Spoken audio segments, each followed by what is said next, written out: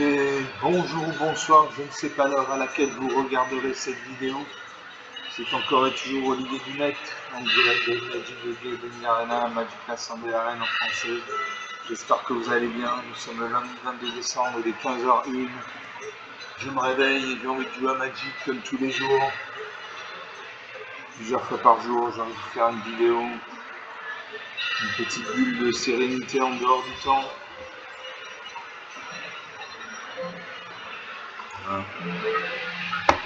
En dehors du temps, en dehors des études, en dehors du travail, en dehors du France-travail. Petite bulle de sérénité dans ce monde de brut. On va jouer en mode temporel, donc contre un jeu en main.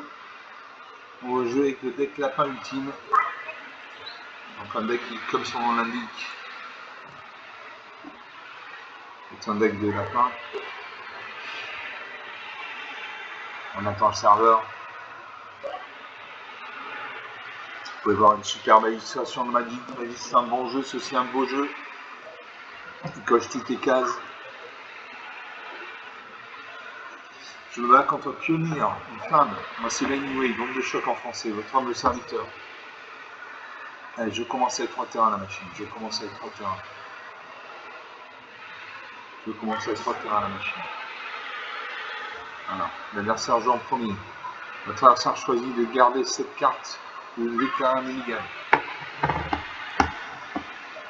À moi, j'ai une île, donc une mana bleue, j'ai une montagne, une mana rouge, j'ai une forêt, une mana verte. Je vais flégumer pour 2 mains, noir, blanc, 2-2. Quand cette créature a crée un nombre de créatures en blanche lapin égal au nombre d'autres créatures contrôlées appelées présumées. Pour 4 mana, noir, blanc, noir, j'ai Elanda 5 du Capuchine, 4-4 plein de vie, défense alémanique contre les éphémères, contrôle total de points de vie, etc. Pour 5 mana, noir, rouge, blanc, j'ai Jidan, voleur de tentation 3-3. Quand Jidan arrive à créer le contrôle d'une carte sociétique, il lance un contrôle jusqu'à la fin du tour. Pour 5 mana, noir, rouge, j'ai Rayon de Jugement. Le Rayon de Jugement, je suis sur une créature ciblée. Allez, je garde ces cartes. Je peux pareil de piocher la mana bientôt. À mon adversaire de jouer. Elle réfléchit, il fait un halo autour de son icône, c'est vrai qu'elle réfléchit.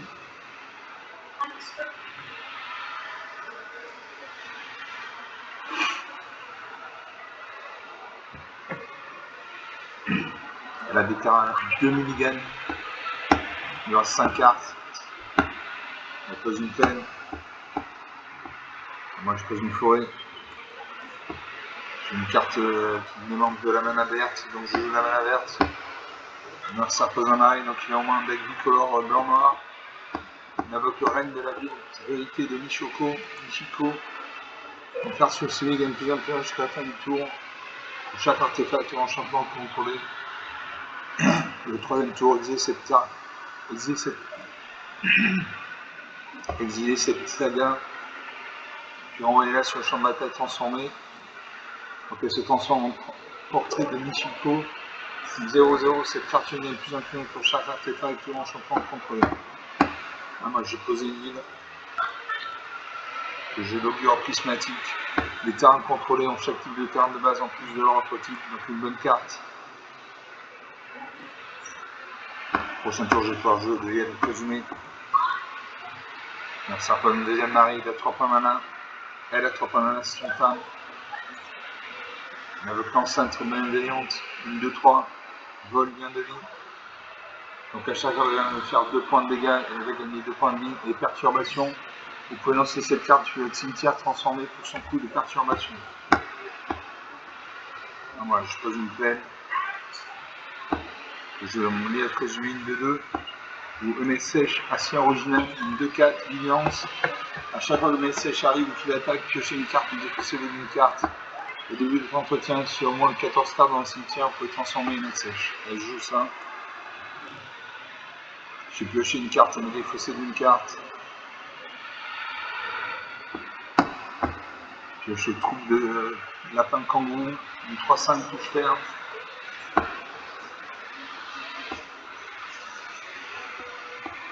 Qu'est-ce que je fais? Est-ce que je sacrifie mon lapin, mon lièvre présumé?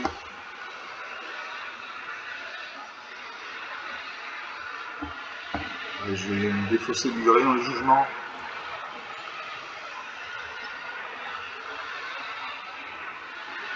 Ça après le règne de la vérité Nishiko. Vous disiez c'est la saga. Et puis il y a 2 créatures champ de bataille, 1, 2, 3, liens de ligne.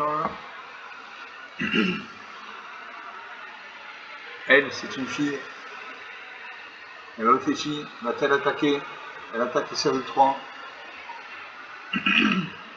J'évoque la main de 4, en espérant qu'elle ne booste pas sa créature.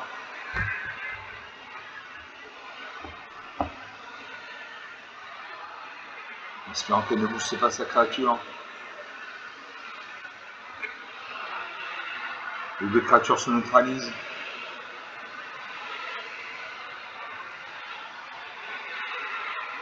Voilà, ça réfléchit. Là, il n'y a pas à réfléchir, là.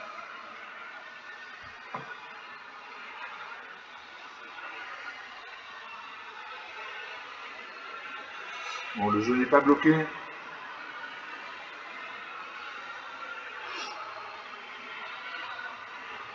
Je ne sais pas ce qui se passe.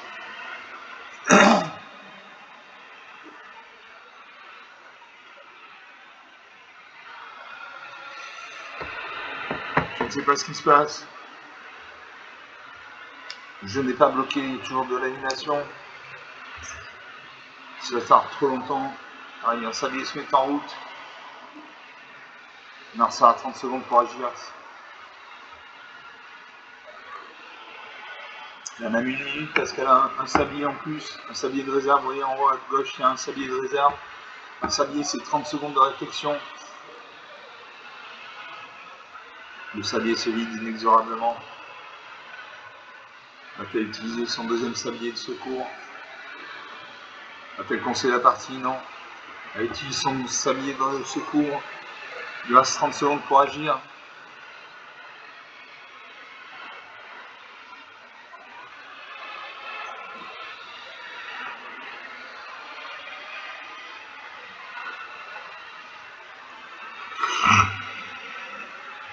Voilà.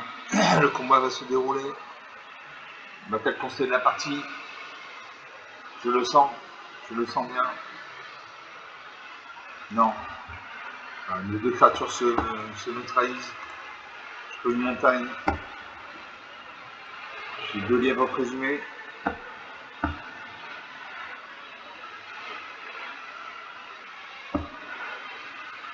Je peux jouer Élan du crépuscule, une 4-4, lien de vie. Donc à chaque fois qu'elle fait 4 points de dégâts, moi ça je gagne 4 points de vie. Défense animalique contre les éphémères. Superman peut être la cible de sort d'éphémère ou que leur ça contrôle.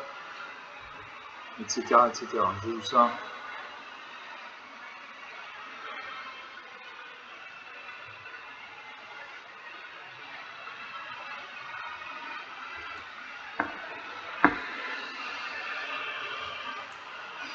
Voilà.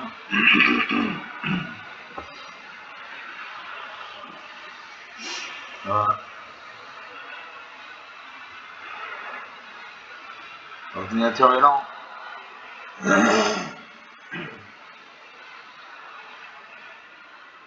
Ah, je ne sais pas ce qui se passe. La partie est interrompue. La partie est interrompue.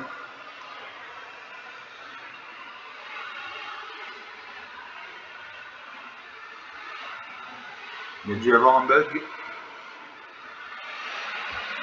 Il y a dû y avoir un bug.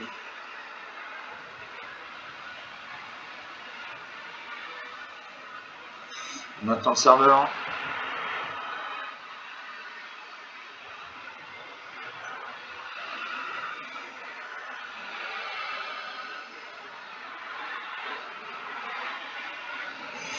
On attend le serveur.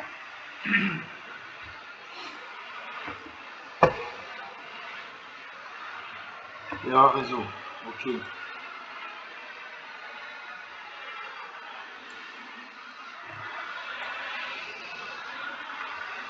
On essaie de se reconnecter.